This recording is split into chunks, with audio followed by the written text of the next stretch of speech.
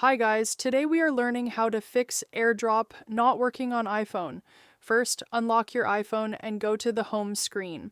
Now swipe down from the top right corner to open the control center.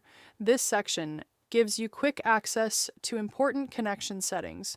Here you can manage Wi-Fi, Bluetooth, and AirDrop settings easily. Once the control center is opened, press and hold the connectivity widget section. This is the section where Wi-Fi, Bluetooth, and AirDrop options are available.